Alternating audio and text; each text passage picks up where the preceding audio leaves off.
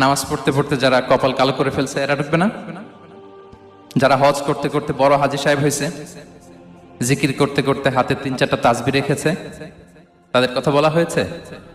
এগুলো নিঃসন্দেহে অনেক বড় আমল, কিন্তু সবচাইতে বেশি জান্নাতে প্রবেশ করাবে যে আমল, বিষ্ণু বললেন, এক হচ্ছে আল্লাহর ভয়, আরেক হচ্ছে সর্বোত্তম আচরণ।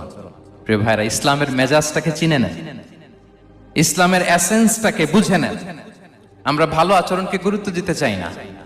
অনেক নামাজি লোক দেখবেন নামাজ পড়তে পড়তে কপালে কালো দাগ ফেলে দিছে, বাসায় বউয়ের সাথে খারাপ আচরণ করে, খিটখিটে মেজাজের, প্রতিবেশীর সাথে শুধু ঝগড়া, কলিগদের সাথে ঝগড়া, মারামারি, দুঃসম্পর্ক, এরকম আছে না? নাই বলেন, আছে না? কিন্তু নামাজি, অনেক বড় হাজি, একদিনও কোরআন তেলাওয়াত মিস হয় না। তো এত ইবাদত করেও সে ইসলামের আসল এসেন্সটাকে ধরতে পারে নাই। বিষ্ণু বললেন, সবচেয়ে বেশি জান্নাতে প্রবেশ করাবে যে দুটি আমল, একটি হচ্ছে তাকওয়াল্লাহ, আল্লাহর ভয়, আরেকটি হচ্ছে উত্তম আচরণ, সর্বোত্তম আচরণ।